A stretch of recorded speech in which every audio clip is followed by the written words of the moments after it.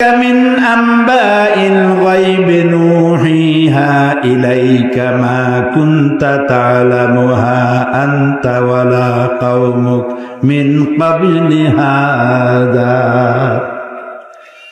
تلك من أنباء الغيب এটা হচ্ছে সেই অজ্ঞাত ঘটনা যা ওহীর মাধ্যমে আমি আপনাকে জানাইছি।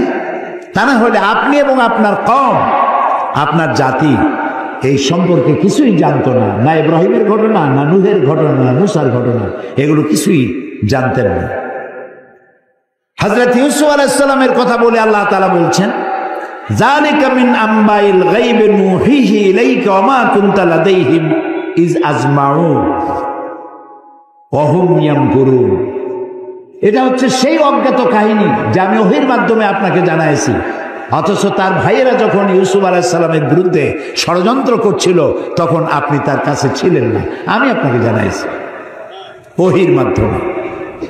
মূসা আলাইহিস সালামের ঘটনা আল্লাহ তাআলা বলে তারপরে বলতেছেন, ওমা কুনতা বিজানিবিল গারবি ইজ কাদাইনা মূসা আমরা ওমা কুনতা মিনাশ শাহিদিন।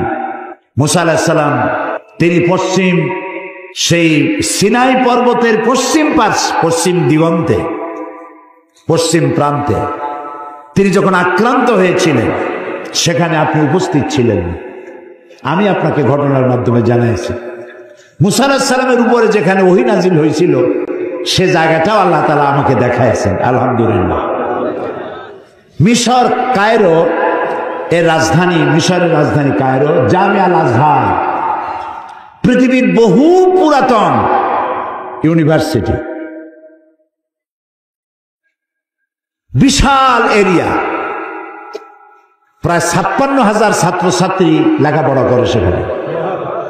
কত বড় বিশ্ববিদ্যালয়, কতগুলি ক্যাম্পাস। তো সেই বিশ্ববিদ্যালয়ের আমন্ত্রণে আমি সেখানে গিয়েছি, 5 দিন ছিলাম।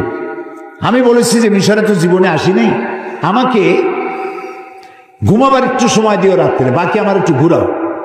5 দিনে 4,500 কিলোমিটার দৌড়াইছি। সিনাই পর্বতের সেইখানে গিয়েছি যেখানে ওহী নাজিল হয়েছিল। মূসা আলাইহিস সালাম মাদায়েন থেকে এসেছেন, প্রচন্ড ঠান্ডা, পথ হারিয়ে ফেলেছেন। স্ত্রীকে বলছেন সাথীদেরকে কেন অপেক্ষা করো, আমি একটু ওই যে আগুন দেখা যায়, আমি হয় আগুন আনবো আর না হয় আগুন দিয়ে আলো দিয়ে রাস্তা চিনে নেব কোন দিকে যেতে হবে। ফালাম্মা আতাহা, যখন তিনি ওই আগুনের কাছে গেলেন, নুদিয়া ইয়া মূসা ইন্না আনা রাব্বুক, হে মূসা এটা আগুন টাগুন কিছু না, আমি তোমার রব, আমি তোমার আল্লাহ। ফাখলানা আলাইক ইন্নাকা বিল ওয়াদিল মুকদ্দাস তুয়া, জুতা খোলো, এখানে আমার নূর পড়েছে। সুবহানাল্লাহ। জুতা খুলে আসো। ওয়াদি মুকদ্দাস, ওয়াদি বলা হয় 2 পাহাড়ের মাঝখানে যে সমতল ভূমি থাকে এটাকে আরবিতে বলা হয় ওয়াদি, আর বাংলায় বলা হয় উপত্যকা। তো আমরা যখন গেছি ওয়াদি মুকদ্দাস সাইনবোর্ড দেখেছি, জুতা আগেই খুলছি বর্ষটা। তারপরে গেলাম সেখানে, যেই গাছের উপরে আল্লাহর নূর পড়েছিল সেই গাছটা, ওরা বলে এটা সেই গাছ। তো আমি এর ঐতিহাসিক সত্যতা নাই বলে মনে করতে পারলাম না যে এটা সেই গাছটাই। ওই গাছের পাতায় পাতায় অনেক চিঠি। আমি জিজ্ঞেস করলাম এই চিঠিগুলি কিসের? বললো যে ইহুদিরা আসে, খ্রিস্টানরা আসে, মুসলমানও আসে, আল্লাহর কাছে চিঠি লিখে ওখানে ধুয়ে যায়। এই খাই খাই কাম না পাইলে করবে কি? তো এটা আমার বলার উদ্দেশ্য ছিল না। আমার বলার উদ্দেশ্য ছিল যে আল্লাহ তাআলা দেখাইছেন বহু কিছু, এমনকি মূসা আলাইহিস সালাম রে এত জ্বালা দিল যে ওই ফেরাউনকেও দেখে আসছে, এখনো দাঁত ছিটকে পড়ে আছে। আল্লাহ তাআলা তাকে রেখে দিয়েছেন। আল্লাহ বলছেন তোরে মাটিতেও খাবে না, পানিতেও নষ্ট করবে না, পোকামাকড়ও নষ্ট করবে না, তোরে আমি শুটকি বানায় রাখবো কিয়ামত পর্যন্ত। তোর মতো ফেরাউন যারা হবে তোরে দেখে যেন তারা উপদেশ নিতে পারে। আল্লাহ তাআলা এটারও দেখাইছেন, পিরামিডও দেখাইছেন। অনেক নবীর কবরও আল্লাহ জিয়ারত করার সুযোগ ইমাম শাফি রহমতুল্লাহ আলাইহ, মৌলানা জালালউদ্দিন সৈয়দী রহমতুল্লাহ আলাইহ, ইমাম ওয়াকি, ইমাম বদরুদ্দিন আইনি রাহিমাহুমুল্লাহ, হযরত সালেহ আলাইহিস সালাম, হারুন আলাইহিস সালাম, নবী দানিয়েল আলাইহিস সালাম, হযরত আবি দারদা রাদিয়াল্লাহু তাআলা আনহু, আমর ইবনুল আস রাদিয়াল্লাহু তাআলা আনহু, এদের কবর জিয়ারতের আল্লাহ তাআলা তৌফিক দিয়েছেন। আমর ইবনুল আসের যে মসজিদ দেখলাম মিশরে, সেই মসজিদে লাইলাতুল কদরে 5 লক্ষ লোক নামাজ পড়ে। লাইলাতুল কদর মসজিদ, রাস্তা টাস্তা সব ভর্তি হয়ে যায়। ইমাম যিনি, তিনি হচ্ছেন শেখ জিবরাইল। আমি শেখ জিবরাইল দেখতে পারলাম না, আগ্রহ ছিল যে জিবরাইল কেমন একটু দেখে যায়। এত লোক তার পিছনে নামাজ পড়তে আসে, সুবহানাল্লাহ। তো এখানে আল্লাহ তাআলা বলতে চাইলেন যে সিনাইয়ের পশ্চিম প্রান্তে যে ঘটনা ঘটছিল, এটা তো আপনি জানেন না, আমি আপনারা জানাইছি। ফেরাউন আক্রমণ করেছে তার দলবল নিয়ে, 3 দিক থেকে আক্রান্ত হয়েছেন তিনি, আর একদিকে সমুদ্র। সাথীরা বলছে ইন্না লামুদরাকুন, ইন্না লামুদরাকুন, আমরা তো পাকড়া হয়ে গেছি, আমাদের তো পালাবার কোনো উপায় নাই।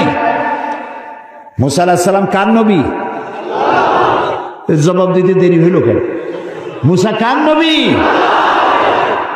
উম্মত ঘাবড়ে গেছে। উম্মত কি হয়ে গেছে? ঘাবড়ে গেছে, ভয় পাই গেছে। 3 দিক দিয়ে আসে কারা? শত্রু সৈন্য 3 দিক, আর একদিকে কি? সমুদ্র। ঘাবড়াবার তো কথাই, আপনি আমি হলে তো হার্ট ফেল করবো। কোন দিকে যাবো? ভাই না তা যাবো, যাওয়ার জায়গা না। কিন্তু মুসা আলাইহিস সালাম আল্লাহর নবী, তিনি বলছেন কাল্লা কাল্লা, কখনোই নয়, ভয় পেও না, রব্বি সায়াহদিন, অবশ্যই আল্লাহ আমাদেরকে পথ বের করে দিবেন। কাজী মেঘের মতো কালো ঘন কৃষ্ণ মেঘের মতো উত্তর গগন কালো মেঘে ছেয়ে গেছে, থমথমে ভাব, ঝোড়ো হাওয়া এখনই প্রবাহিত হবে। 30 ফুট উঁচু হয়ে জলোচ্ছ্বাস এসে উপকূলীয় এলাকা ভাসায় নিয়ে যাবে, বজ্রসহ বৃষ্টিপাত হবে, ঝড় বন্যায় উড়ায় নিয়ে যাবে, সুনামি হবে। আল্লাহ তাআলা ছোট্ট একটু বাতাসের আঘাত দিয়ে সব সরাই দিতে পারেন। বলেন সুবহানাল্লাহ, জোরে বলেন সুবহানাল্লাহ। কি ক্ষমতা তার! ফাআলুল লিমা ইউরিদ, যা খুশি তাই করতে পারে। তো আল্লাহ তাআলা ওহীর মাধ্যমে এই কথাগুলি জানাইছেন।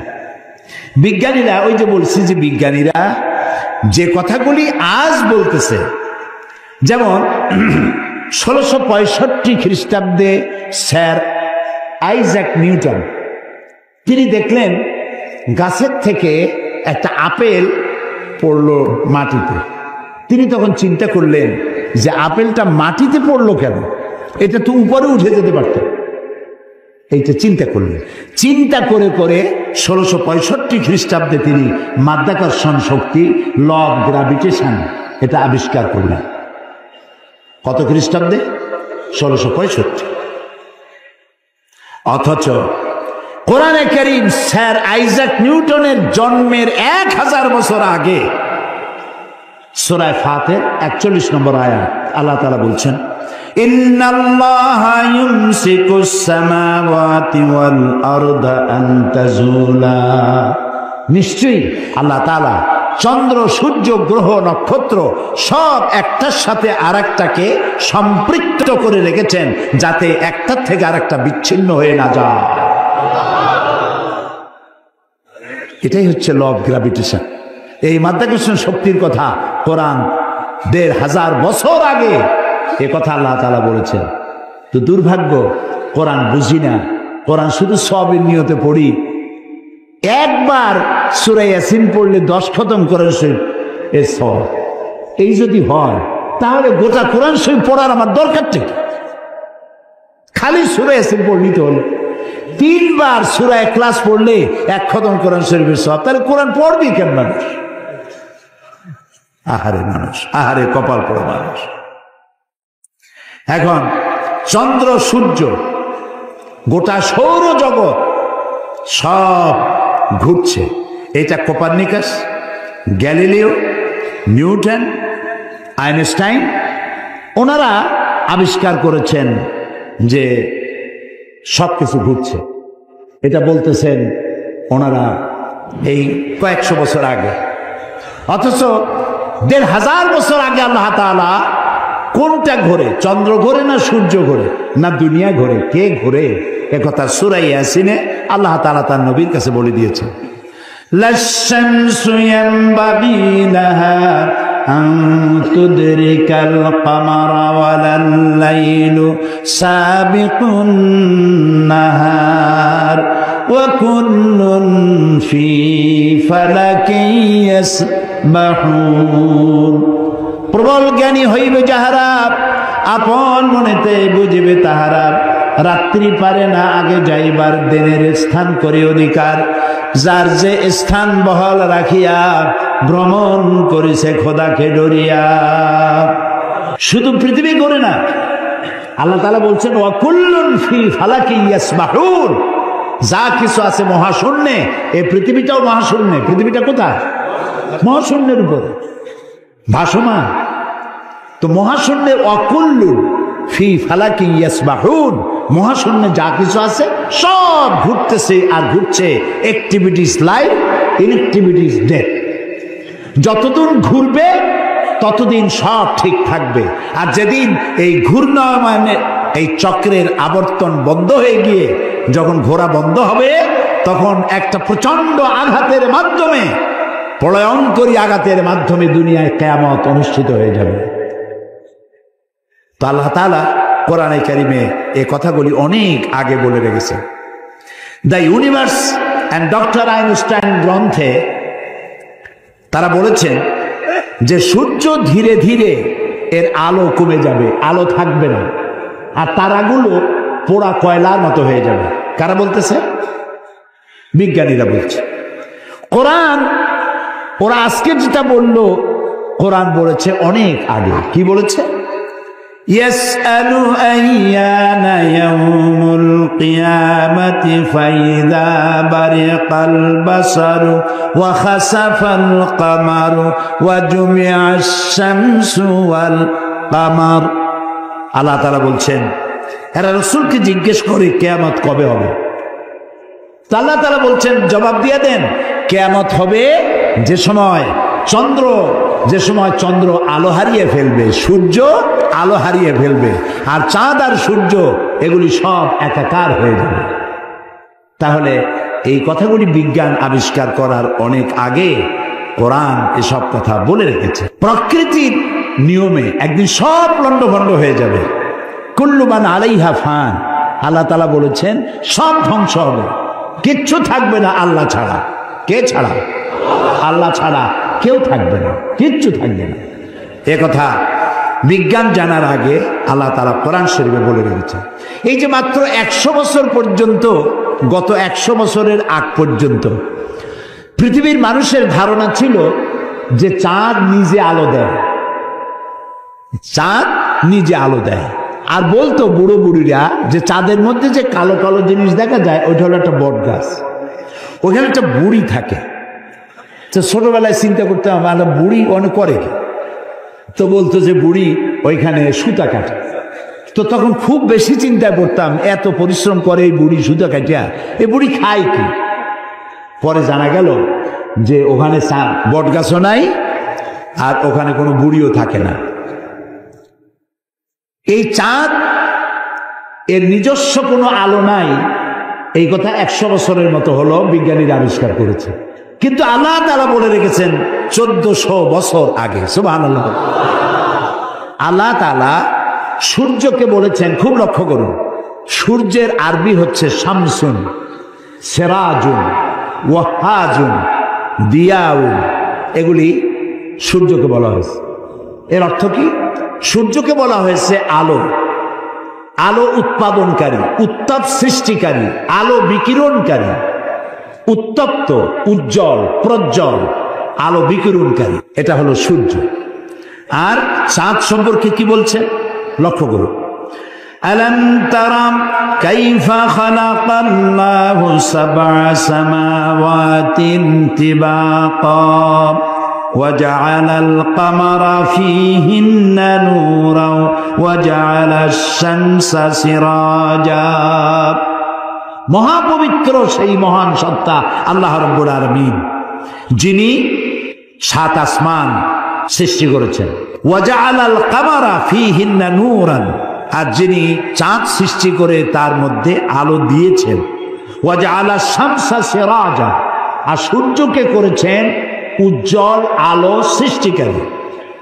দেখুন সূর্যকে বলা হলো শামসুন, উত্তপ্ত আলো, উত্তাপ সৃষ্টি করে যেটা, সেটার নাম শামসুন সিরাজুন ওয়াহাজুন দিয়াউ। আর চাঁদের কথা বলতে গিয়ে আল্লাহ তাআলা বলেছেন কামারাম মুনিরা, চাঁদের আরবি হলো কামার, আর মুনিরা মানে আলোক প্রাপ্ত। চাঁদের নিজের কোনো আলো নাই, আলো প্রাপ্ত হয়ে সেই আলো সে বিকিরণ করে। এই কথা কোরআন শরীফে আল্লাহ তাআলা 1400 বছর আগে বলে দিয়েছেন। সুবহানাল্লাহ। এরপরে আপনারা দেখুন, এই যে উদ্ভিদ, গাছপালা, গাছ আমাদের জীবনের শত্রু নাকি? গাছ আমাদের কি? কাজী যেখানে পান সমানে কাটেন। মানুষ সমানে গাছ কাটে, কিন্তু যে পরিমাণ কাটে সে পরিমাণ গাছ তারা লাগায় না। এই গাছ সম্পর্কে, গাছ আমাদের যে বন্ধু, গাছটা আল্লাহ রাব্বুল আলামিন আমাদের জন্য নিয়ামত হিসেবে দিয়েছেন। এটার কাজ হচ্ছে কি? আল্লাহ তাআলা বলছেন ওয়াল আরদা বা'দা যালিকা দাহাহা আখরাজা মিনহা মাহা ওয়া মারআহা। এই উদ্ভিদগুলো, এর থেকে তরুলতা, উদ্ভিদ তরুলতা, এর থেকে বায়ু নির্গত হয় এবং তিনি এই দিয়ে জমিনকে সুন্দর করে প্রতিষ্ঠিত করেছেন। এবং এই গাছপালা তোমাদের জন্য এবং তোমাদের পশুর জন্য, তোমাদের জন্য অত্যন্ত বিরাট সম্পদ। তার মানে মানুষ, আমরা যে বাতাস থেকে অক্সিজেন নেই, যখন আমরা অক্সিজেনটা নিয়ে যখন ছেড়ে দেই, তখন যেটা ছাড়ি ওইটাকে বলা হয় carbon die oxide. Carbon die oxide হচ্ছে বিষ। এই যে আপনারা এখানে হাজার হাজার মানুষ বসে আছেন, আপনারা প্রত্যেকেই বাতাস থেকে অক্সিজেন নিচ্ছেন, আর যেটা ছাড়তেছেন সেটা বিষ। এই বিষটাকে পরিশুদ্ধ করার মতো কোনো ফ্যাক্টরি পৃথিবীর কাছে নাই। আল্লাহ তাআলা গাছ বানাইছেন। গাছের খাদ্য হলো, আপনি যেটা ফেলে দেন, নাক দিয়া মুখ দিয়া যেটাকে উদ্গীরণ করেন, ফেলে দেন, নিঃশ্বাস যেটা বের করে দেন, ওটা হলো গাছের খাদ্য।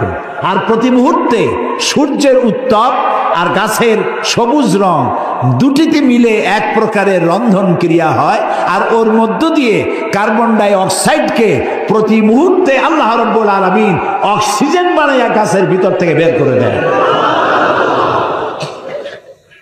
সুবহানাল্লাহি বিহামদিহি। এই মানুষের সৃষ্টির জন্য আল্লাহ তাআলা বলেছেন খালাকালাকুম মা ফিল আরদি জামিআ, এই পৃথিবীতে যা বানাইছে সব তোমার জন্য। সুবহানাল্লাহ। বিজ্ঞানীরা বলেছেন পাহাড়ের অত্যুচ্চ শিখর থেকে শুরু করে আটলান্টিক মহাসাগরের অতল তলদেশ পর্যন্ত যেখানে যা কিছু আছে সবগুলি মানব সেবায় নিয়োজিত, সব মানুষের খেদমতের জন্য আল্লাহ বানিয়েছে। এখন প্রশ্ন উঠতে পারে, সব মানুষের খেদমতে বুঝলাম, কিন্তু মশা দিয়া কি খেদমত হয়? মশার কামড়ে চোটে বাড়ি থাকতে পারি না, এ প্রশ্ন উঠতে পারে কি? উঠতেই পারে। আল্লাহ যদি সবই মানুষের কল্যাণে বানায়, তুই মশা বানাইছি কি কামে? আপনি বোঝেন না, বোঝেন না। একটা মশা, একে সহজে মারাও যায় না। ওকে বহুত কায়দা করে হাতটা আস্তে নিয়ে যেইটা মারবেন তার আগেই সে উড়ে চলে যাবে, খুব চালাক। এই মশা কি জন্য বানাইছেন আল্লাহ? এখন দেখেন, এই মশা মারার জন্য কত company, Mortein, aerosol, ICI company, মশারি, কত রকমের ওষুধ আর মশারি, এগুলো বানাবার পেছনে লক্ষ লক্ষ শ্রমিক কাজ করে, আর লক্ষ লক্ষ মানুষের পেটের ভাত জোটে। আপনি তো বুঝবেন না কোনটার মধ্যে কি জিনিস আছে, আল্লাহ বানাইছে কেন? তোমার মাথায় তো কুলাবে না। মশা আছে বলেই তো মশারি, মশা আছে বলেই তো মর্টিন বিক্রি হয় জমের মতো। এখন চিন্তা হইতে, তাহলে সাপ বানাইছে কেন? সাপ বানাইছে কেন তা জানুন না তো? সাপের চামড়া দিয়া, সাপের চামড়ার মেলা দাম, এ দিয়ে ভ্যানিটি ব্যাগ তৈরি হয়, মহিলারা ব্যবহার করে, খুব দামি। আর সাপের বিষ, এটা দিয়ে ঔষধ তৈরি হয়। সব থেকে বিষাক্ত সাপ যেটা, যেই সাপের বিষ ব্লাড টাচ করার সাথে সাথে মানুষ মারা যায়, এই ধরনের মারাত্মক আফ্রিকান কোবরা, সেই সাপের বিষ দিয়ে মানুষের জীবন রক্ষাকারী লাইফ সেভিং মেডিসিন তৈরি হয়। সুবহানাল্লাহ। মরবে ঠিক, মানুষ মরবে ঠিক, কিন্তু মরার আগেও কথা বলে মরবে, এরকম ওষুধ সাপের বিষ দিয়ে তৈরি হয়। সুবহানাল্লাহ, সুবহানাল্লাহ। আমরা আল্লাহ তাআলার সৃষ্টি সম্পর্কে গবেষণা করলেই বুঝতে পারবো। আর চিন্তা ভাবনা না করলে, খালি যদি খায়, জন্মের খাওয়া খাইয়া পেট একটা তরমুজের সাইজ বানায় খালি, কিন্তু চিন্তা করে না খাইলাম কি। প্রিয় ভাই সব, এরপরে আল্লাহ তাআলা এই কোরআন শরীফের মধ্যে বলেছেন, আমি তোমাদেরকে পানি দিয়েছি। কি দিয়েছি বলেন না? পানি। জীবনের জন্য পানি সব থেকে বেশি প্রয়োজন। জীবনের জন্য সব থেকে বেশি প্রয়োজন কি? পানি। এই পানি এর এক নাম হলো জীবন। পানির এক নাম, এই পানি যদি বগুড়ায় 10 ফিট উঁচু হয়ে আসে, নাম হবে কি? মরণ। একটু আগেই জীবন, পর মুহূর্তে মরণ। এই পানি আল্লাহ তাআলা জীবনের জন্য পানি সৃষ্টি করেছেন। ফারাক্কার বাঁধটার নানা রকমের বাঁধ দিয়ে, আন্তর্জাতিক নদীর বাঁধটার দিয়ে পানির সর্বনাশ হবে, নদীর নাব্যতা কমে যাবে, আপনার পানির সংকট হতে পারে। এটা সব থেকে বেশি কে জানে? এই আল্লাহর নামে তো আসছে কোন কেন, কে জানে? ওই আল্লাহ রাব্বুল আলামিন প্রাণী জগতের সবচাইতে বেশি প্রয়োজনীয় যেই জিনিসটি পানি, সেই পানির জন্য আল্লাহ রাব্বুল আলামিন একটি মহাদেশ, যেটা শুধু পানির পাহাড় অর্থাৎ বরফের পাহাড় দিয়ে ঘেরা একটা মহাদেশ, মানুষ নাই, জন নাই, মহাদেশটা শুধু পানির বরফের পাহাড় দিয়ে আল্লাহ বানায় রাখছেন। নাম কি? অ্যান্টার্কটিকা। এখানে শুধু আছে শ্বেত ভল্লুক আর আছে পেঙ্গুইন। পেঙ্গুইন পাখি। এই পেঙ্গুইন পাখি পানির মধ্যেও ডুবাইতে পারে, বাতাস দিয়েও উঠতে পারে। এই পেঙ্গুইন পাখিগুলি আমি দেখেছি, সে ডিম পেড়ে তাকে 3 মাস 90 দিন ডিমে তা দিতে হয়। ডিমটা পারলো কিসের মধ্যে? বরফের মধ্যে। এখন ওর তো তাপ না হলে তো ফুটবে না, সেই জন্য ওইটার উপরে তাকে দাঁড়ায় থাকতে হবে। পেঙ্গুইন কিন্তু আবার এই শুইতে বসতে পারে না, দাঁড়ায় থাকে। আর গায়ে একটা কালো চাদরের মতো, বুকটা সাদা, মনে হয় সৌদি প্রিন্স। হাঁটেও খুব কায়দা করে, জমিদারি স্টাইলে হাঁটে। তো বাচ্চা ডিম দিয়ে ডিমের উপরে সে দাঁড়ায় থাকে, তার শরীরের একটা অংশ ডিমের উপরে দিয়ে দাঁড়ায় থাকে। 3 মাস 90 দিন দাঁড়ায় থাকতে হবে। এই 90 দিন সে খাবে কি? ওর স্বামীকে, পুরুষ পেঙ্গুইনকে আল্লাহ এত দয়া দিছেন, ও মাছ ধরে ধরে প্রত্যেক দিন ওর বউরে খাওয়ায়। সুবহানাল্লাহ, সুবহানাল্লাহ। এই যে টেলিভিশনের মধ্যে নানান রকমের আছে, কি বলে, চ্যানেল, এইসব হাবিজাবি উল্লুক মার্কা লাভ ঝাপ না দেখিয়া অ্যানিমেল প্ল্যানেট দেখেন, ডিসকভারি দেখেন, ন্যাশনাল জিওগ্রাফি দেখেন। পশুর মধ্যেও কত মায়া আল্লাহ দান করেছেন। আমার নিজের চোখে দেখলাম এক ক্ষুধার্ত বাঘ, ক্ষুধার্ত বাঘ না, সিংহী। এই সিংহী ক্ষুধার্ত, একটা হরিণের পালের উপরে জাম্প করেছে, হরিণ দিছে তো, কিন্তু একটা বাচ্চা হরিণ সে কোন রকম দাঁড়ায়, আবার পড়ে যায়। দাঁড়ায় মনে হয় 3-4 দিন হয়েছে, দৌড়াইতে পারে না। সিংহটা ওর কাছে গেল, আমি মনে করলাম যে খাইয়ে ফেলাবে এখনই। তো দেখলাম যখন হরিণটা পড়ে যায়, তখন হাতটা দিয়ে এরকম উঁচু করে দাঁড় করায় দেয়। এইভাবে দাঁড় করাইলো, শুয়ে পড়লো, দাঁড় করাইলো, সে এরকম ঠেলতে ঠেলতে নিতে নিতে সিংহীর বাচ্চাগুলি যেখানে শোয়া, সেইখানে এই বাচ্চাটারে নিয়ে গেল, নিয়ে নিজে কাইট হয়ে শুয়ে পড়লো। বাচ্চারাও, সিংহের বাচ্চারাও দুধ খাইলো, হরিণের বাচ্চাটাও দুধ খাইলো। তার মানে এই সিংহ তার হিংস্রতা, মাতৃত্বের স্নেহের সামনে এটা অবনমিত হয়ে গেছে, হার মেনে গেছে। সুবহানাল্লাহ। আমাদের দেশে যখন মারামারি হয় একটু বোঝা উচিত যে কারে মারতেছি। এই যে মারতেছি, ওর বউ তো বিধবা হয়ে যাবে, ওর বাচ্চাটা তো এতিম হয়ে যাবে। এই চিন্তা যদি আমাদের থাকতো, পশুর যে জ্ঞান আছে আমাদের তাও নাই। এই পৃথিবীতে যত কুমিরে মানুষ মারলো, কুমিরে খাইলো, হাঙ্গরে খাইলো, বাঘে খেলো, সাপে খেলো, পৃথিবীর সমস্ত প্রাণী, হিংস্র প্রাণীরা যত না মানুষ মেরেছে তার থেকে 1000 গুণ বেশি মানুষেরা নিজেরা মারামারি করছে, বেশি মরেছে, বেশি। আকল কাজ করে না, কমন সেন্স কাজ করে না। তো আল্লাহ তাআলা এই পানি দিয়েছেন, পানির অনেক দাম। এই যে এখানে মহিলাদের মাহফিল ছিল, আপনারা যত পুরুষ আসছেন এর থেকে কোনো অংশে কম হয় নাই। এত মেয়ে লোক আসছিল সকাল 10টায়, আলহামদুলিল্লাহ।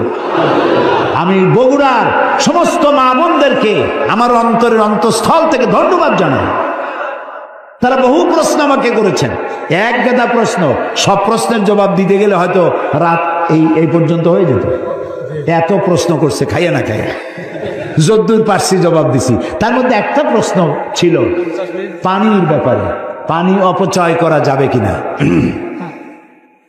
আমি বলেছি আমি তো জবাব আন্দাজে দেই না, আমি আলহামদুলিল্লাহ, আল্লাহ শকর, আপনারা যারা এখানে আলেম বসে আছেন আমি আপনাদের পর্যায়ে পড়ি না, আমি খুবই ছোট মানুষ, তালেবে ইলম মানুষ। আমি যেটুক পড়েছি সেটুক বলি, না পড়িয়া না দেখা আন্দাজে গপ্প করি না। তো আমি হাদিসে পড়েছি, সাহাবায়ে কেরাম প্রশ্ন করেছেন রাসূলের কাছে, আমরা উযু করতে গেলে রাসূল বলেছেন পানি অপচয় করবা না। সাহাবী একজন প্রশ্ন করলেন যে উযু করতে গিয়ে একটু বেশি পানি খরচ হলে তাতে কোনো অসুবিধা আছে? রাসূল জবাব দিলেন, তুমি যদি প্রবাহিত নদীর কিনারে দাঁড়াইয়া উযু করো পানির অপচয় করতে পারবা না। সুবহানাল্লাহ বলবেন না? এখন আপনি কত পানি খরচ করেন দেখেন তো। টেপ একটা ছাইয়া দিয়া জনমের মতো, একটা চায়ের কাপ ধুইতে গিয়ে একটা কলস ধোয়ার পানি খরচ করতেছে। বগুড়া কি গ্যাস আছে? আছে। একটা মেসের কাঠি খরচ হবে সারা দিন, গ্যাসের চুলা জ্বলতে থাকে। আপনি আল্লাহর নিয়ামতের না শকর, একটা মেজের কাঠি দিলেই তো যখন খুশি তখন আপনি জ্বালাইতে পারেন। আপনি কেন বাড়িতে বলেন না যে জ্বালাই রাখবে না? অধিকাংশ বাড়িতে এইভাবে এই গ্যাসের চুলা জ্বলে থাকে বলে আমরা খবর পেয়েছি। অন্যায়। প্রত্যেকটি নিয়ামত সম্পর্কে কিয়ামতে আল্লাহর কাছে জবাবদিহি করতে হবে। কাজেগুলি নিয়ামত। এখন এই পানি আল্লাহ তাআলা বলছেন, দেখো সৃষ্টি জগতের জন্য পানি প্রয়োজন, সেই পানিটা আমি জলাধার করেছি। এই নদীগুলো কে কাটছে? আছে না বগুড়া নদী আছে না, নাম কি? করতোয়া নদী। আর নেই করতোয়া, এখন তো দৈনিক পত্রিকা, নদী গেছে পত্রিকা হয়ে। বাঙালি যমুনা, ও যমুনা আছে। আচ্ছা, এই নদীগুলো কে বানাইছে? কোন সরকার? কে বানিয়েছে? অসংখ্য নদী বানালেন, সমুদ্র বানালেন, মহাসমুদ্র বানালেন। পৃথিবীর 4 ভাগের 3 ভাগ পানি আর 1 ভাগ হচ্ছে স্থল। এই পানি আল্লাহ তাআলা জলাধার বানায় রেখেছেন। নদী কি সোজা না আঁকা বাঁকা? খালগুলো সোজা না আঁকা বাঁকা? কেন চিন্তা করেছেন কখনো? করেননি। আঁকা বাঁকা করার সোজা যদি হয় তাহলে শুধু 2 পারের মাটি উপকৃত হবে, আর যদি আঁকা বাঁকা হয়ে যায় তাহলে বেশি পরিমাণ মাটি এই পানির দ্বারা ফায়দা পাবে। এই জন্য আল্লাহ তাআলা আঁকা বাঁকা করে দিয়েছেন। সুবহানাল্লাহ, সুবহানাল্লাহ, সুবহানাল্লাহ। অবশ্যই বিশ্বাস করি, ওয়ালাকিন লিয়াতমাইন্না কলব, কিন্তু আল্লাহ আমি যদি দেখতে পারি তাহলে আমার মনটা একটু ঠান্ডা হয়। শোনা কথা দেখা, এর মধ্যে একটু পার্থক্য আছে তো। আল্লাহ কয় তাহলে আমি তোমার দেখাবো। বিশ্বাস যখন করছো আমি তোমার দেখাবো। মুসা আলাইহিস সালাম কয় আল্লাহ তুমি নাকি ঘুমাও না? কয় ঘুমাই তো না। তুমি বিশ্বাস করো না? কয় করি। বুঝি না। কয় তাহলে বুঝাই, 1 গ্লাস পানি নিয়ে আসো। মুসা আলাইহিস সালাম 1 গ্লাস পানি নিয়ে আসলেন। আল্লাহ কয় দাঁড়াই থাকো। গ্লাস একটা নিয়ে মুসা আলাইহিস সালাম দাঁড়ায় আছেন। আল্লাহ মুসারে হুকুম করলেন গ্লাস নিয়ে দাঁড়াও, আর ঘুমেরে কইলেন মুসারে ধর। ঘুম এসে মুসা আলাইহিস সালামের ধরছে। এখন হাত গেছে শিথিল হইয়া, হাতের থেকে গ্লাস পড়িয়া ভাঙ্গা টুকরা টুকরা হয়ে গেল। মুসা আলাইহিস সালাম ভয় পেয়ে গেলেন। আল্লাহ রাব্বুল আলামিন বলেন, ভয়ের কোনো কারণ নাই, আমি তোমাকে পরীক্ষার জন্য, বোঝার জন্য, তুমি বুঝতে পারো নাই আমি কেন ঘুমাই না, সেই বোঝাবার জন্যই গ্লাস হাতে নিয়ে দাঁড়ায় থাকতে বলছিলাম। তুমি মুসা একটা গ্লাস পানি নিয়ে কিছু সময়ের জন্য দাঁড়াতে পারলে না, ঘুম তোমাকে হাত শিথিল করে দিল, গ্লাস ভেঙে চুরে চুরমার হয়ে গেল। আর ওই তামাম বিশাল আকাশ, এই সোলার সিস্টেম, এই পৃথিবীতে, আকাশে জমিনে, গ্রহ নক্ষত্র, সৌররাজি, নবমণ্ডল, ভূমণ্ডল, কুল কায়নাত, পুরা সৃষ্টি আমার হাতের মুঠার ভিতরে রয়েছে। গোটা পৃথিবীর সব কিছুর ট্রাফিক আমি আল্লাহ কন্ট্রোল করি। আমি যদি ঘুমায় যাই, আকাশ আর জমিনের কোনো সিস্টেম আর বাকি থাকবে না। কোরআন শরীফের ভিতরে আল্লাহ রাব্বুল আলামিন সাফ করে বলেছেন, লা তাখুযুহু সিনাতু ওয়ালা নাওম। পড়েন, লা তাখুযুহু সিনাতু ওয়ালা নাওম। আল্লাহর ঘুমও নাই, তন্দ্রাও নাই। সুবহানাল্লাহ। ঘুমও নাই, তন্দ্রা বোঝেন তো, জিমানি। আল্লাহ জিমায়ও না, আল্লাহর কোনো ক্লান্তি নাই। সুবহানাল্লাহ। সে আল্লাহ রাব্বুল আলামিন, তিনি বলছেন ক্ষমতা দিয়া ঘুমাই না, লিনানজুরা কাইফা তা'মালুন। ক্ষমতা দিয়ে লিনানজুরা কাইফা তা'মালুন, তাকায়া থাকি তুমি তোমার জনগণের সাথে কি আচরণ করো। জনগণের ভাগ্য বদলাও না দলের ভাগ্য বদলাও, তাকাইয়া দেখি। সেই আল্লাহ পাক, সে আল্লাহ পাক আগের মতো আছেন না উল্টো পাল্টা হয়ে গেছে? আছে কিনা? আয়াতুল কুরসির ভিতরে আমরা পড়ে থাকি, আল্লাহু লা ইলাহা ইল্লা হুয়াল হাইয়ুল কাইয়্যুম। আল্লাহ ছাড়া কোনো ইলাহ নাই, তিনি চিরজাগ্রত, তিনি চিরঞ্জীব। যেমন ছিলেন তেমন আছেন, তেমন। সুবহানাল্লাহ। এখন আল্লাহ পাক কি বলছেন, উদখুলু ফিস সিলমে কাফা। যারা ঈমান আনছো, আমরা ঈমান আনছি কিনা? আচ্ছা, আমি একটু ঈমানদারদের সংখ্যাটা দেখি, কতজন ঈমান আনছি। আলহামদুলিল্লাহ। হাত নামান, হাত নামান, হাত নামান। আমরা সবাই ঈমানদার, আমরা সবাই কি? তো ঈমানদারদেরকে আল্লাহ পাক বলছেন, উদখুলু ফিস সিলমে, পরিপূর্ণরূপে দাখিল হয়ে যাও। কিসের মধ্যে? সিলমের মধ্যে। আত্মসমর্পণ করো, সারেন্ডার্ড হয়ে যাও। আমাদের জাতির পিতা হযরত ইব্রাহিম আলাইহিস সালামকে আল্লাহ রাব্বুল আলামিন অর্ডার করলেন, আসলিম, সারেন্ডার কর। আসলিম, সারেন্ডার কর। কাকে বললেন? জাতির পিতাকে। কাকে বললেন? জাতির পিতা হওয়া এত সোজা নয়। গোটা মুসলিম মিল্লাতের পিতা, তাকে পরীক্ষা দিতে হয়, ইমানের পরীক্ষা, হাবিজাবি ফালতুর পরীক্ষা না। কিসের পরীক্ষা? ইমানের পরীক্ষা, আগুনের পরীক্ষা। নিজের কলিজার টুকরা সন্তান আল্লাহকে খুশি করার জন্য জবাব করার পরীক্ষা। এরপরে জাতির পিতা হওয়া যায়। মানুষের উপরে জাতির পিতা চাপাই দিলে জাতির পিতা হয় না। জাতির পিতা আল্লাহ বানান, কে বানায়? চিল্লায় কও, কে বানায়? ওই আল্লাহ পাক বলছেন, আমি ইব্রাহিম আলাইহিস সালামকে বললাম, আসলিম, সারেন্ডার করো, মাথা নত করো, আত্মসমর্পণ করো। আমার জাতির পিতা ইব্রাহিম আলাইহিস সালাম একটা প্রশ্ন তুললেন না যে আল্লাহ কোন কোন ব্যাপারে আমি আত্মসমর্পণ করব, কোন কোন ব্যাপারে আমি সারেন্ডার করব, কোনো প্রশ্ন নাই। আমার রব তিনি বলেছেন আসলিম। আমার জাতির পিতা এক সেকেন্ড দেরি না করে সঙ্গে সঙ্গে বলেছেন, আসলামতু লিরাব্বিল আলামিন। পড়েন, আসলামতু লিরাব্বিল আলামিন।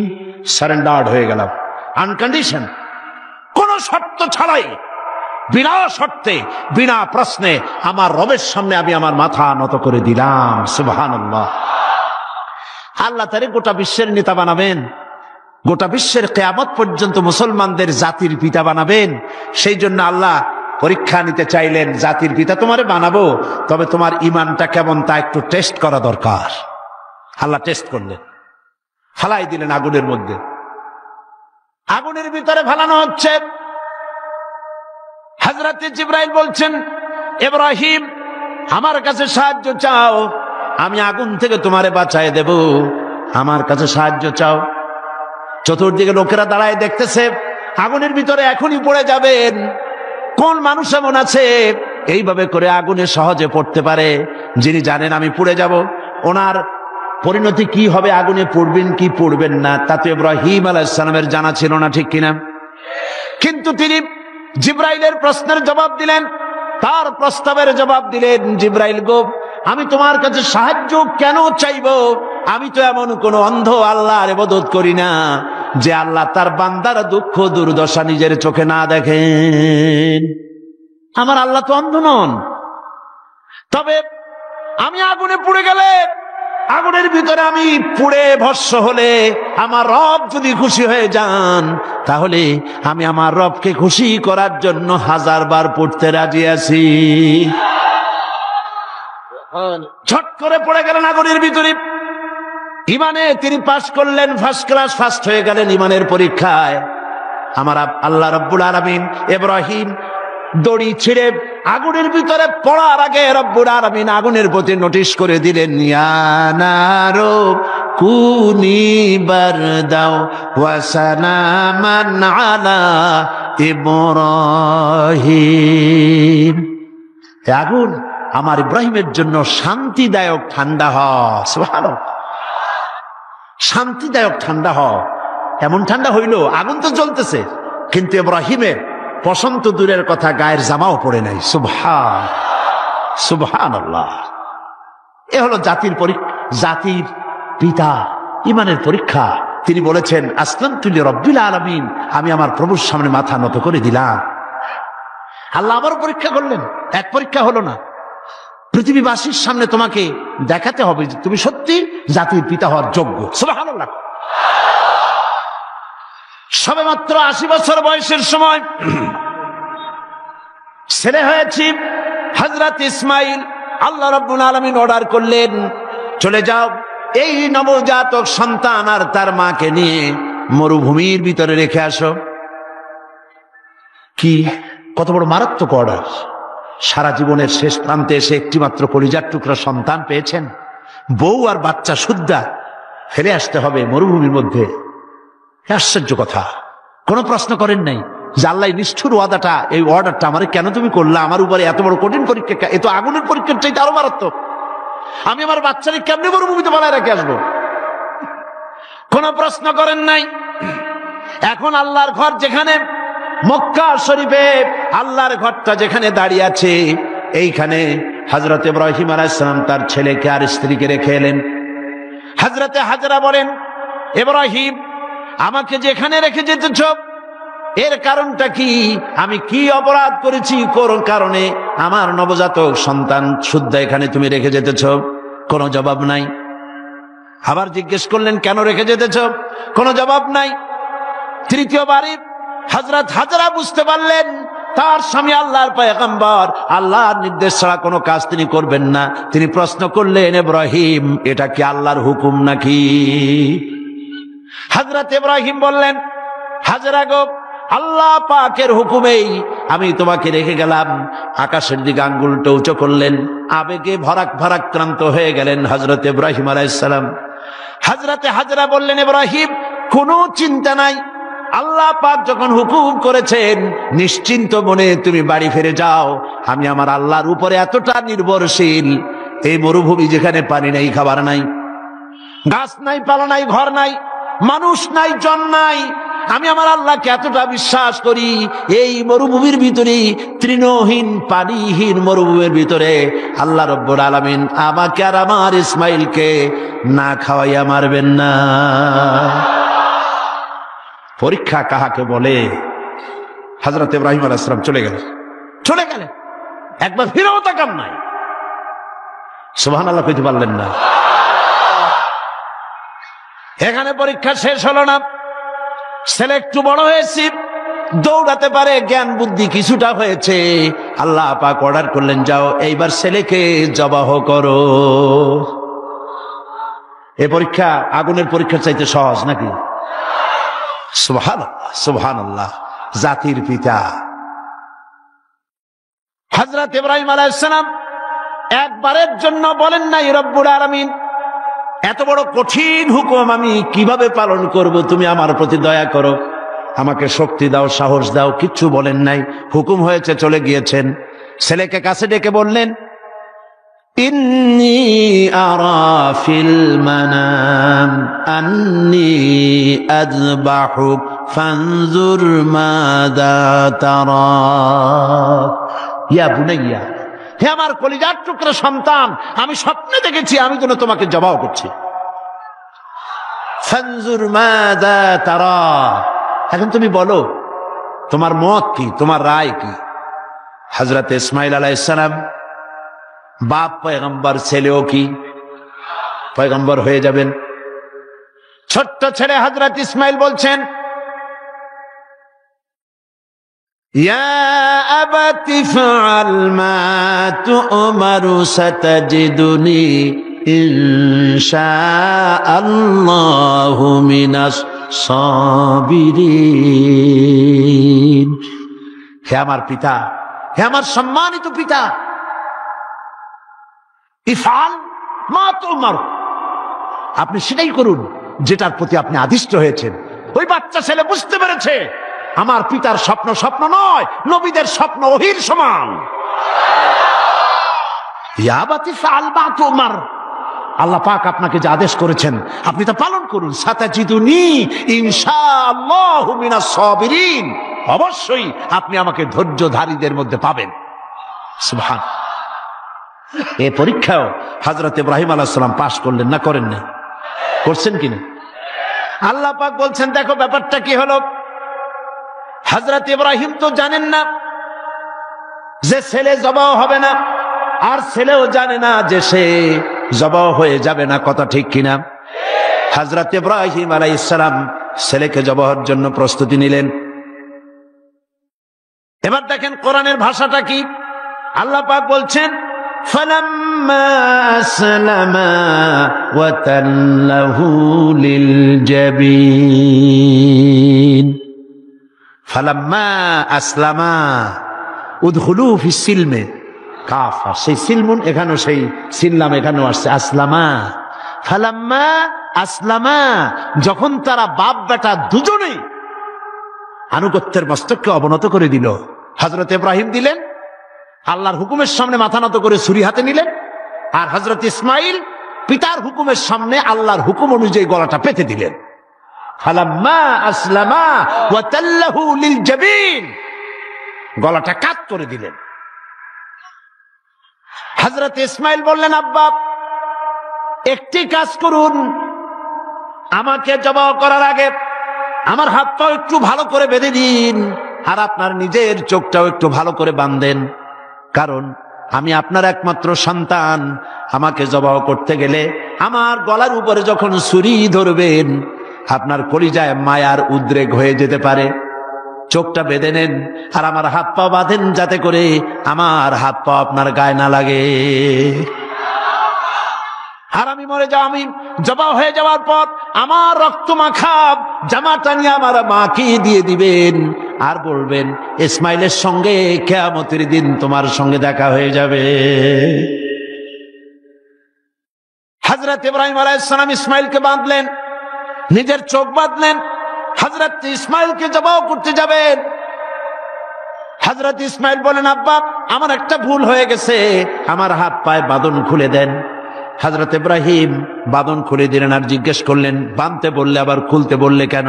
হযরত ইসমাইল বললেন, বাঁধার পরে আমার মনের মধ্যে একটা চিন্তা জাগলো, হাত পা বন্ধ অবস্থায় যদি আমারে জবাই করা হয়, তাহলে না জানি কিয়ামতের ময়দানে এমন প্রশ্ন উঠতে পারে যে ইসমাইল আল্লাহর হুকুমে রাজি ছিল না বলে তার বাবা তার হাত পা বেঁধে জবাই করেছিল।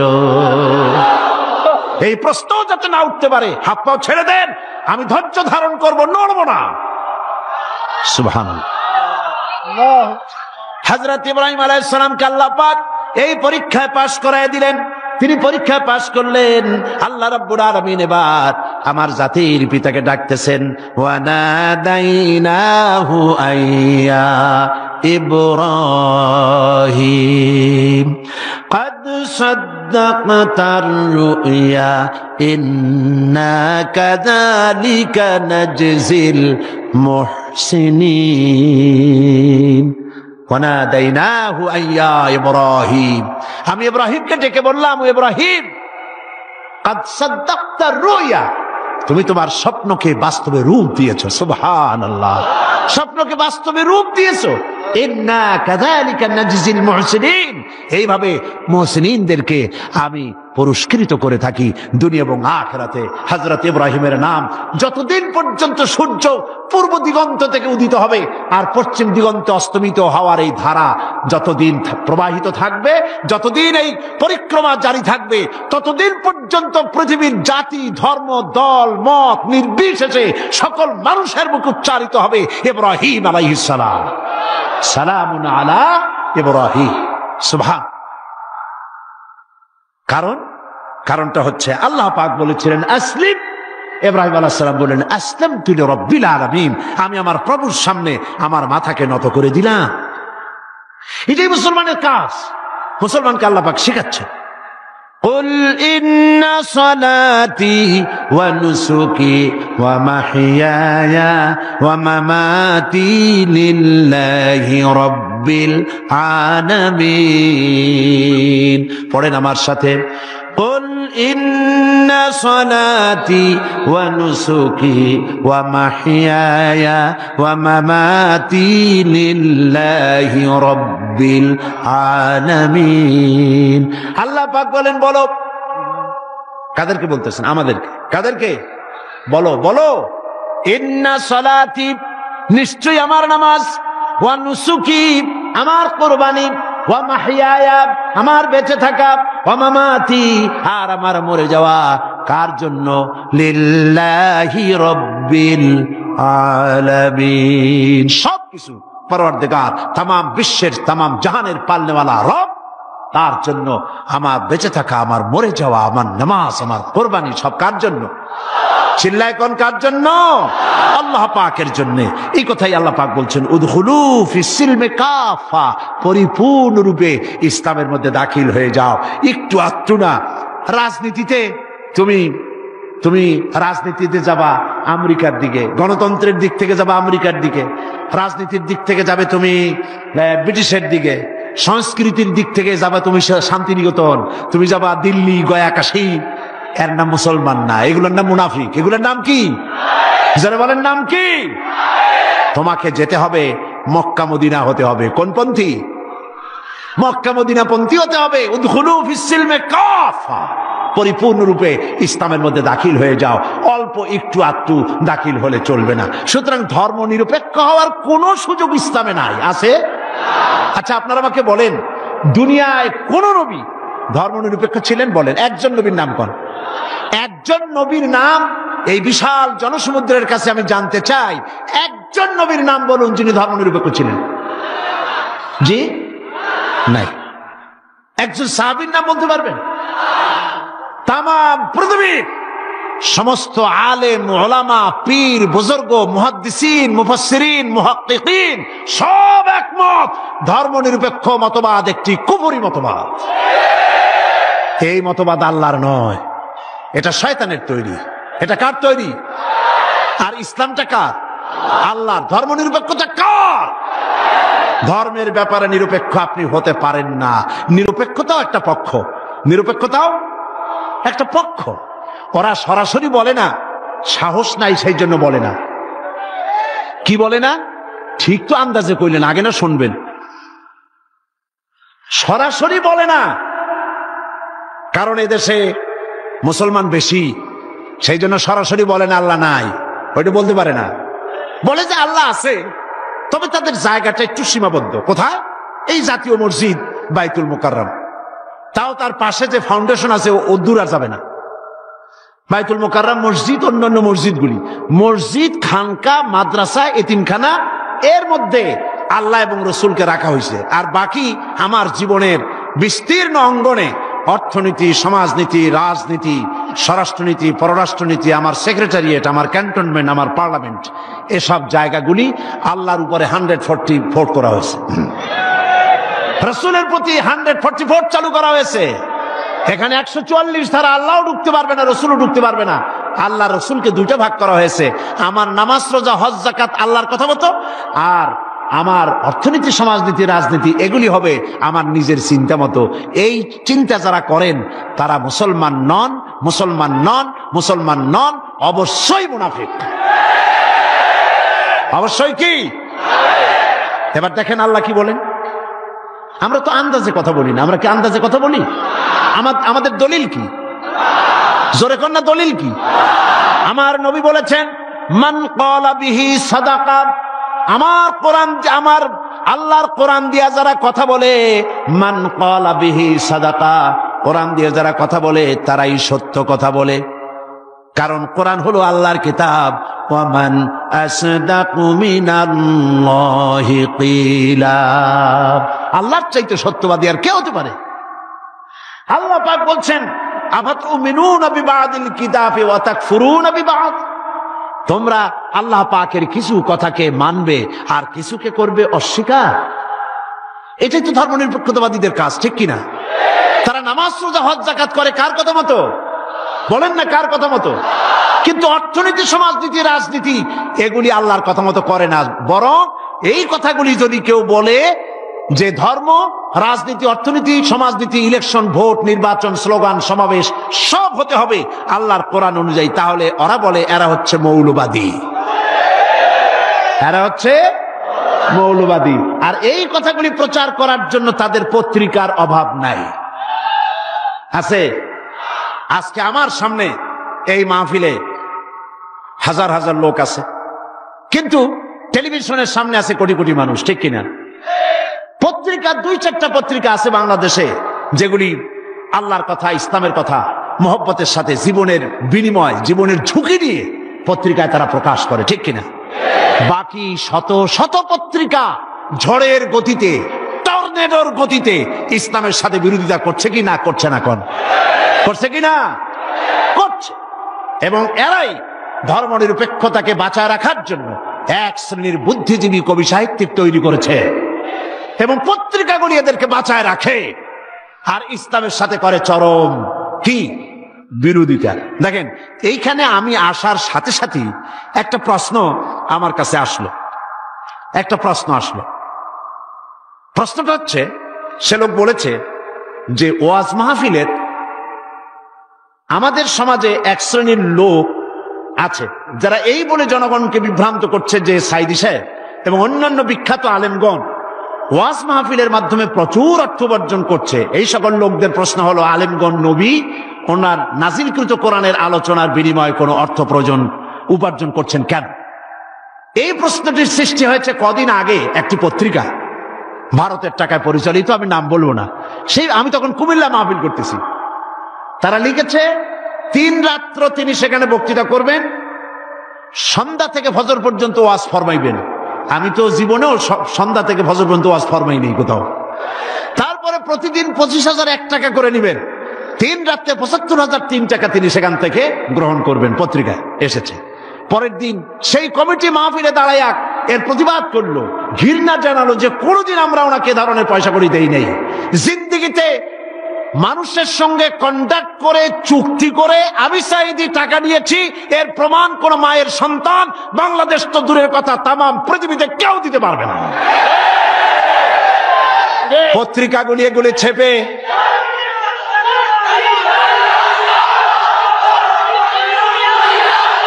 একটাই নমুনা দেখুন,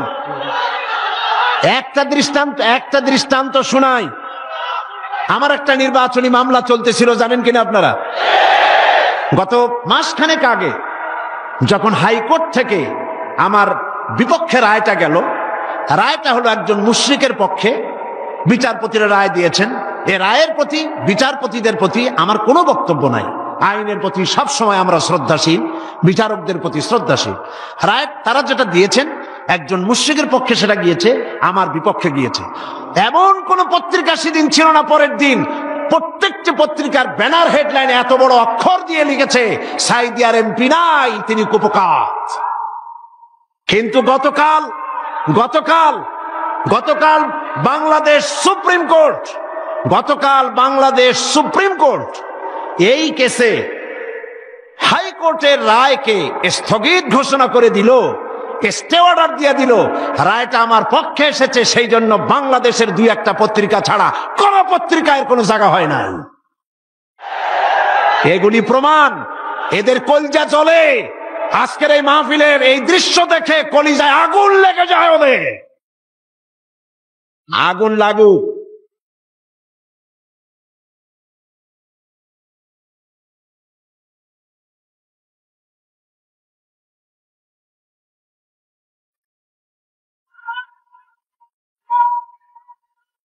মুতু বেগাইজিকুম। এরা জ্বলতে থাকবে, আর আমার আল্লাহর ফরমান শুনুন। কার ফরমান?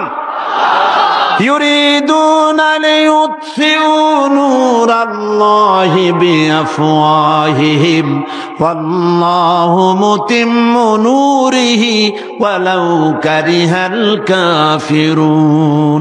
আল্লাহ পাক বলেন, ওরা চায় মুখের ফু দিয়া আমার আলোকে নির্বাপিত করে দেবে, আমার আলোটারে দুনিয়া থেকে নিভায়ে দেবে। আল্লাহ পাক বলেন, ওদের মনের মধ্যে যত জ্বালা পোড়া হোক না কেন, আমার দিনকে আমি, আমার দিনের আলোকে আমি প্রজ্বলিত করে রাখবো, এটাকে আমি পূর্ণতা দান করব। ওদের কলজে যত পুড়ুক, জ্বলতে থাকো, পুড়তে থাকো। তোমাদের চোখের সামনেই এই বাংলাদেশের একদিন আসবে, যেদিন তোমাদের নাকের ডগার উপর দিয়ে কালেমার পতাকা করে উঠবে, ইনশাআল্লাহ। বলেন ইনশাআল্লাহ, বলেন ইনশাআল্লাহ। এবার বিশ্বকবি কি বলেন শোনেন। বিশ্বকবি আল্লামা ইকবাল বলেন, সতীজা কর রহা হ্যায় আজল সে তাইম রোজ, সতীজা কর রহা হ্যায় अजल से तायम रोज चरागे मुस्तफावी से शरारे बुलहबीस। সে আবামান কাল থেকে শুরু করে পর্যন্ত নমরুদ, ফেরাউন, হামান, সাদ্দাত, আবু জাহেলের গোষ্ঠীরা নবুয়তের চারাগকে নিভায়ে ফেলতে চেয়েছে, কিন্তু তাদের হাজারো প্রচেষ্টা সত্ত্বে চারাগে মুস্তফাবি রাসূল করিম সাল্লাল্লাহু আলাইহি ওয়াসাল্লামের জ্বালানো চারাগটা টিম টিম করে জ্বলতে রয়েছে। টর্নেডো, গর্কি এবং ঝোড়ো হাওয়ার মোকাবেলা করে জ্বলতে থাকবে ইলা ইয়াউমিল কিয়ামা। কেউ ঠেকাতে পারবে না। পারবে কেউ ঠেকাতে? কেউ ঠেকাতে পারবে না। সুতরাং কোরআন শরীফের কিছু কথা মানবেন আর কিছু কথা মানবেন না, এটার নাম হচ্ছে মুনাফিকি। এটার নাম মুনাফিক। জীবনের সকল ক্ষেত্রে মানতে হবে কার কথা? আল্লাহর কথা। ধর্ম নিরপেক্ষতার অর্থই হলো ধর্মহীনতা। এই ধর্ম নিরপেক্ষতায় যারা বিশ্বাসী, তারাই 1972 সনে বাংলাদেশের সবগুলি ইউনিভার্সিটির মনোগ্রাম থেকে ইকরা বিস্মি রাব্বিকাল্লাযী খালাক রব্বি জিদনি ইলমা কোরআনের আয়াতকে তারা তুলে ফেলেছিল। যারা এই ধর্ম নিরপেক্ষতায় বিশ্বাসী, তারাই সালিমুল্লাহ মুসলিম হলের মুসলিম শব্দ মুছে ফেলে দিয়েছিল। এই তারাই নজরুল ইসলাম কলেজের ইসলাম শব্দ তুলে ফেলে দিয়েছিল। এই তারাই নিজেদের দলের নামের ভেতর থেকে মুসলিম শব্দটি একটি বিশেষ ধর্মীয় গোষ্ঠীর ভোট পাওয়ার জন্য নিজের দলের নাম থেকে মুসলিম শব্দ বিসর্জন দিতে কুণ্ঠাবোধ করে না। সুতরাং ধর্ম নিরপেক্ষ মতবাদ শয়তানের আবিষ্কার। কার আবিষ্কার? ওরা দুইটা আয়াত পেয়েছে কোরআন শরীফ থেকে, দুইটা আয়াত। ওরা বলে ধর্ম নিরপেক্ষতাবাদের কথা তো কোরআন শরীফই আছে আর বুখারী শরীফও আছে। কোথায় আছে? কয়ে বুখারী শরীফে আছে লাকুম দীনুকুম ওয়ালিয়া দীন। নাউযুবিল্লাহ। আল্লাহর কোরআনের আয়াত নিয়ে ঢুকাইছে কিসের মধ্যে? বুখারীর মধ্যে। লাকুম দীনুকুম ওয়ালিয়া দীন মানে কি? লাকুম দিনুকুম ওলিয়া দিন অর্থ তারা করেছে যে যার ধর্ম তার কাছে, এটা ধর্মনিরপেক্ষবাদের কথা। তোমরা বাঙ্গালকে হাইকোর্ট দেখাতে চেষ্টা করো, কোরআন পড়তে জানো, লাকুম দিনুকুম বানান করে কেমনে তা জানো, এটা নাজিল হয়েছে কোন প্রেক্ষাপটে তা কি জানো? সুতরাং যা জানো না সে বিষয়ে কথা বলতে এসো না। আমি যদি মেডিকেল সায়েন্স না জানি, আমি যদি চিকিৎসা বিজ্ঞান না জানি, আমি যদি ওষুধপত্রের খোঁজ খবর না রাখি, তাহলে কোনো ডাক্তারের প্রেসক্রিপশনের উপরে কথা বলা আমার ধৃষ্টতা, ঠিক কিনা? যে বিষয়ে আমি জানি না, অর্থনীতি যদি আমি না বুঝি, তো কোনো অর্থনীতিবিদের বক্তব্যের উপরে আন্দাজে কোনো কথা মারিয়ে দেওয়া, মাথা দিয়ে ঠেলা আমার জন্য ঠিক নয়। তো তুমি ধর্ম জানো না, তুমি কোরআন জিন্দেগিতে পড়ো নাই, কোরআন বানান করে কেমনে তাও জানো না, সূরা ফাতিহাও শুদ্ধ করে পড়তে পারো না, লাকুম দিনুকুম শুনাই দিলে মানুষেরে, আর সাধারণ মানুষ মনে করলো মাশাআল্লাহ আমাদের নেতা নেত্রী তো বুখারীও পড়ে দেখা যায়। লাকুম দিনুকুম ওয়ালিয়া দিন প্রেক্ষাপট কি? কাফেরেরা বলেছিলেন হে রাসূল, কাফেরেরা বলছে কুরাইশ নেতৃবৃন্দ, হে রাসূল, হে মুহাম্মদ সাল্লাল্লাহু আলাইহি ওয়াসাল্লাম, আসো ধর্ম আমরা 50-50 করে ভাগাভাগি করে নিই, এইরকমের করে ঝগড়া ভাগড়া করা কোনো লাভ নাই, আসো আমরা 50-50 করি। বলে কিরকম? বলে কিছুদিন আমরা মসজিদে ঢুকে তোমার আল্লাহরে 2-1টা সেজদা দেব, আর তুমি কিছুদিন আমাদের মূর্তিগুলোর সামনে এসে একটু প্রণাম দিয়ে যাইও, ধর্ম ভাগাভাগি করে নি।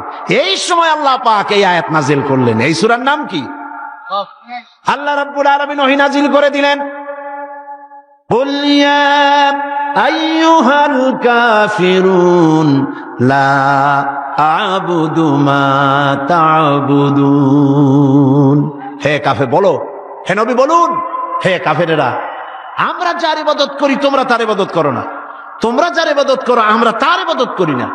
সুতরাং লাকুম দীনুকুম ওয়ালিয়া দীন, তোমরা তোমাদের দিন নিয়ে থাকো, আমরা আমাদের দিন নিয়ে থাকি। এটা তো নিরপেক্ষতার কথা নয়, এটা তো পক্ষের কথা। তোমরা তোমাদের ধর্মের পক্ষে থাকো, আমরা আমাদের ধর্মের পক্ষে থাকি।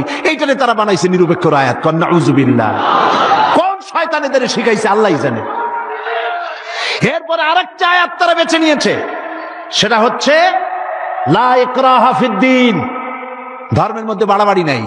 নামাজও পড়ে না জীবনে, ওদের সে লোকই বক্তৃতা করে কোরআনের আয়াত দিয়া। লা ইকরাহা ফিদ্দীন, সুবিধাবাদ জিন্দাবাদ।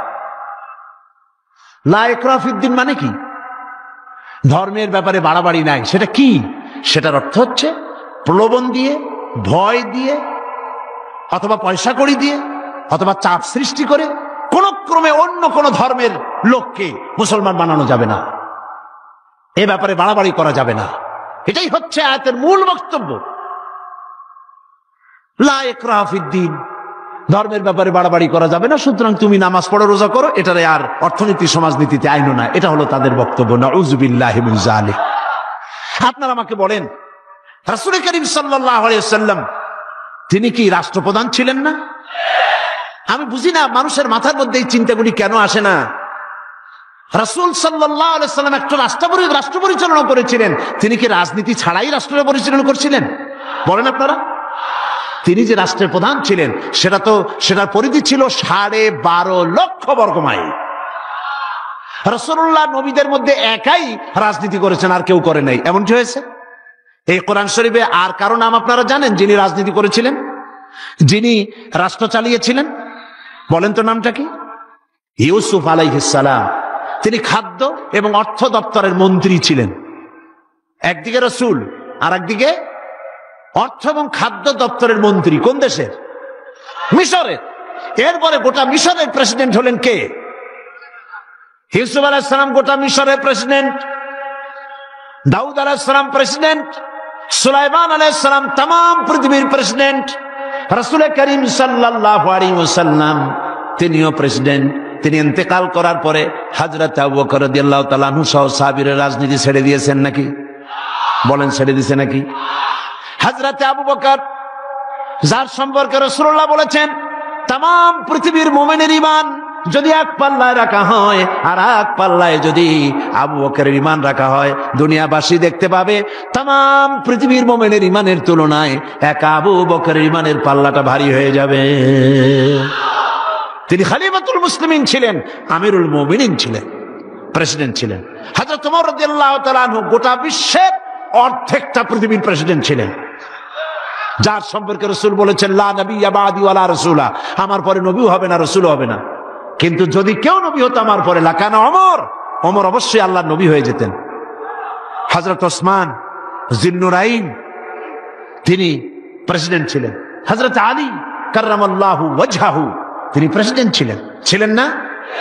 তাহলে কি করে বলতে পারেন মুসলমানের সন্তান হইয়া, কেমনে বলতে পারেন যে ধর্ম রাজনীতি আলাদা, আমি ধর্ম নিরপেক্ষ?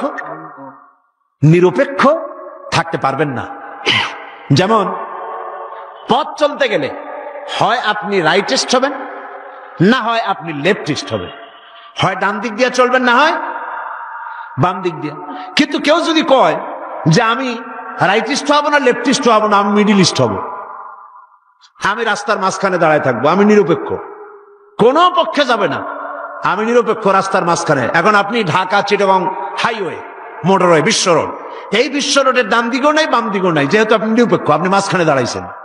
আপনার এই মাঝখানে দাঁড়াবার স্বাদ মিটিয়ে দেবে ট্রাক বাবাজি আইসা, জনমের স্বাদ মিটিয়ে দেবে। ঠিক কিনা? ঠিক কিনা? তাহলে মুসলমানেরা আপনারা আপনাদের অবস্থান ঠিক করুন, কোন দিকে যাবেন? ডান দিক না বাম দিক না মাঝখানে? কোন দিকে? ডান দিকের আসহাবুল ইয়ামিন, ডান দিকের নেতৃত্ব দিয়েছে নবীরা, এবং এই নেতৃত্ব দিয়ে তারা ডানপন্থীদের নিয়ে যাবে জান্নাতে। কোথায় নিয়ে যাবে? আর বামপন্থীদের নেতৃত্ব দিয়েছে শয়তান।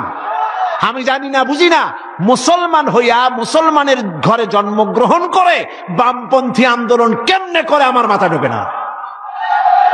কোরআন শরীফে বলা হয়েছে আসহাবুশ শিমাল, বামপন্থী। এই বামপন্থীদের নেতা হলো শয়তান। শয়তান বামপন্থীদের নেতৃত্ব দিয়া কিয়ামতের দিন নিয়ে যাবে জাহান্নামে। কোন দিকে নিয়ে যাবে? জাহান্নামে নিয়ে যাবে। সুতরাং আপনি ডিসাইড করুন, আপনি ঠিক করুন কোন দিকে যাবেন, ডান অর বাম, অথবা মাঝখানে। কোন দিকে? যদি আপনি বামে চলে যান জাহান্নামে যেতে হবে। যদি মাঝখানে দাঁড়ান, রাস্তার মাঝখানে দাঁড়ালে ট্রাক যেভাবে আপনাকে জীবনের স্বাদ মিটায় দেবে মাটির সাথে মিশিয়ে দিয়ে, ওইভাবে করে আপনি ডানপন্থীও হলেন না বামপন্থীও হলেন না, মাঝখানে দাঁড়িয়ে আছেন, অবস্থান মানুষকে বুঝতে দিলেন না, মুনাফিকের জায়গায় দাঁড়ায় আছেন। শয়তান এসে আপনাকে সবল মেরে জাহান্নামে নিক্ষেপ করবে। নিরপেক্ষতার কোন স্থান ইসলাম নাই, ধর্ম নিরপেক্ষতার কোন জায়গা নাই। এখানে সুস্পষ্ট ভাবে উদখুলু ফিস সিলমে কাফা, পরিপূর্ণরূপে ইসলামের মধ্যে, সিলমের মধ্যে পরিপূর্ণরূপে দাখিল হয়ে যাও। 16 আনা। শুধু এতটুকু নয়, পরিপূর্ণভাবে ইসলামের ভেতরে আসো। নামাজে, রোজায়, হজে, জাকাতে, ওঠায় বসায়, চলায় ফেরায়, বিয়েতে শাদিতে, পার্লামেন্টে, বঙ্গভবনে, ক্যান্টনমেন্টে, সেক্রেটারিয়েটে, দোকানে পাটে, রান্নাঘর থেকে শুরু করে বঙ্গভবন পর্যন্ত সর্বত্র কিসের মধ্যে দাখিল হও? উদখুলু ফিস সিলমে কাফা। 16 আনা পরিপূর্ণরূপে ইসলামের মধ্যে দাখিল হয়ে যাও।